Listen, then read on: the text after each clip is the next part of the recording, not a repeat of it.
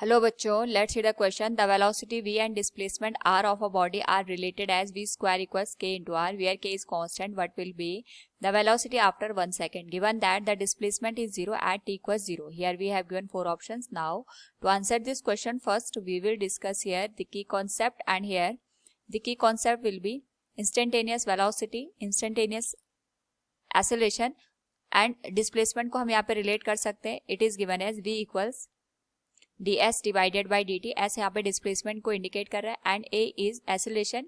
It is given as rate of change of velocity with respect to time, that is dv by dt. तो हमारे पास यहाँ पे v square का term दे रखा है in terms of the displacement. It is given as v square equals k into r, जिसमें हम v को लिख सकते हैं square root of k into r. अगर हम दोनों साइड का यहाँ पे डिफरेंशिएशन कर दें तो ये dv by dt आ जाएगा. स्क्वायर रूट ऑफ k ये तो कांस्टेंट है, तो ये आ जाएगा d divided by dt. r raise to power 1/2, square root को हमने पावर से यहाँ पे रिप्लेस कर दिया, तो ये एक्सेलरेशन बन जाएगा. It will be square root of k. ये आ जाएगा हमारे पास पावर 1/2. इसको डिफरेंशिएट करेंगे तो पावर आ जाएगी हमारे पास r raise to power minus 1/2 k. और साथ में इसको अगर हम डिफरेंशिएट करके लिखें तो ये आ जाएगा हमारे पास dr बाई dt के.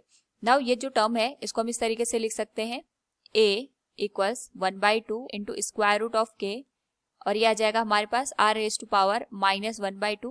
dr बाई dt ये वेलोसिटी को रिप्रेजेंट कर रहा है, एंड v की वैल्यू हम यहाँ पे रिप्लेस कर सकते हैं square root of k into r के साथ. तो ये r रेज टू पावर 1/2 है यहाँ पे, तो हम एक्सेलरेशन की वैल्यू लिख लेंगे 1/2 into k square root k मिलके यहाँ पे k की वैल्यू रिप्रेजेंट करेंगे r raise to power minus 1/2 and r raise to power plus 1/2. It will be r raise to power 0.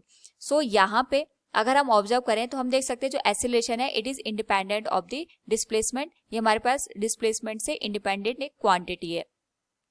तो यहाँ पे हमें 1 सेकेंड के बाद वेलोसिटी की वैल्यू फाइंड आउट करनी है. So we will use here equation of motion, that is v equals u plus at. Question के अकॉर्डिंग हमारे पास जब टाइम की वैल्यू 0 थी उस पर्टिकुलर केस में डिस्प्लेसमेंट भी 0 था, and we know that v square equals k into r दे रखा है.